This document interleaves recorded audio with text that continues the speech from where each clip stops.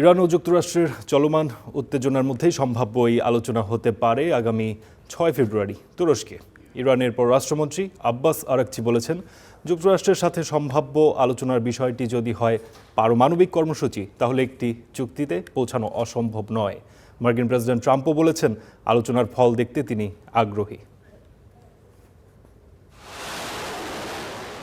গত কয়েকদিনে কম জল ঘোলা হয়নি। উপসাগরে মার্কিন রণতরীর উপস্থিতির জেরে ইরানের নৌবাহিনী চালায় যুদ্ধ পরিস্থিতির মহড়া। কয়েকদিনের মাথায় কঠোর অবস্থান থেকে ইউটার্ন নিল ইরান। এবার সরাসরি যুক্তরাষ্ট্রের সাথে আলোচনার ঘোষণা দিলেন প্রেসিডেন্ট মাসুদ পেজেশকিয়ান। জানালেন, আলোচনা শুরুর নির্দেশ দিয়েছেন তিনি। শর্ত, আলোচনা হতে হবে ন্যায্য ও ন্যায়সঙ্গত। পররাষ্ট্রমন্ত্রী আব্বাস আরাকচি জানান, ইরানকে পরমাণু অস্ত্র থেকে দূরে রাখাই যদি যুক্তরাষ্ট্রের প্রকৃত চাওয়া হয়ে থাকে, তবে একটি চুক্তিতে পৌঁছানো অসম্ভব নয়। আমি আরেকটি আলোচনার ভালো সম্ভাবনা দেখতে পাচ্ছি, যদি মার্কিন প্রতিনিধি দল ট্রাম্পের কথা অনুসরণ করে চলেন। একটি ন্যায্য এবং ন্যায়সঙ্গত চুক্তিতে পৌঁছানোই আমাদের লক্ষ্য, যার মূল কথা কারো পারমাণবিক অস্ত্র না থাকা। সুতরাং এটাই আসল কথা হলে আমি আত্মবিশ্বাসী যে আমরা একটি চুক্তিতে পৌঁছাতে পারব। আব্বাস আরাকচি জোর দিয়ে বলেছেন, কূটনীতির মাধ্যমে সমাধান চান তারা। তবে যে কোনো আগ্রাসনের বিরুদ্ধে দাঁতভাঙা জবাব দিতে তারা অঙ্গীকারবদ্ধ। বলা যায়, সমঝোতার পক্ষে থাকার পরও সতর্ক তেহরান। নাম প্রকাশ না করার শর্তে উভয় পক্ষের কর্মকর্তারা জানিয়েছেন, ওয়াশিংটন এবং তেহরানের মধ্যে সম্ভাব্য আলোচনা হতে পারে তুরস্কে 6 ফেব্রুয়ারি শুক্রবার।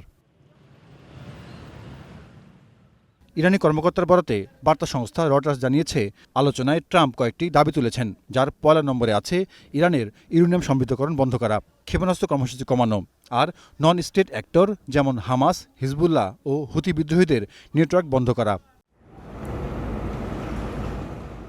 আলোচনার বিষয়ে অবগত ট্রাম্পও, তবুও কথা বলছেন হুমকির সুরেই। তেহরানকে স্মরণ করিয়ে দেন, তাদের সবচেয়ে বড় রণতরী যাচ্ছে তেহরান অভিমুখে। উদাহরণ টানেন ভেনেজুয়েলায় মার্কিন হস্তক্ষেপেরও। ইরানের দিকে যাচ্ছে আমাদের সবচেয়ে বড় সেরা জাহাজ। একই সাথে ইরানের সঙ্গে আলোচনা চলছে। আমরা দেখব কেমন ফল দেয়। আমাদের সেখানে একটি বিশাল শক্তি কাজ করছে, ঠিক যেমন আমরা ভেনেজুয়েলায় করেছিলাম, তার চেয়েও বড়। মধ্যপ্রাচ্যে সংঘাত চায় না আরব দেশগুলো। সংযুক্ত আরব আমিরাত বলছে, যুক্তরাষ্ট্র ইরান যুদ্ধের প্রয়োজন হবে না। এই অঞ্চলটি বিভিন্ন বিপর্যয়কর সংঘাতের মধ্য দিয়ে গেছে। আমাদের আরেকটি সংঘাতের প্রয়োজন নেই। ইরান যুক্তরাষ্ট্র সরাসরি আলোচনা দেখতে চাই, যার ফলে বোঝাপড়া হবে। এই সমস্যাগুলি আর থাকবে না। এদিকে ইরানে চলছে মার্কিন আগ্রাসনের বিরুদ্ধে বিক্ষোভ। দেশটির বিপ্লবী গার্ডকে সন্ত্রাসী গোষ্ঠী হিসেবে তালিকাভুক্ত করার প্রতিবাদে ইউ রাষ্ট্রদূতদের তলব করেছে Tehran. Zahidur Rahman, star news.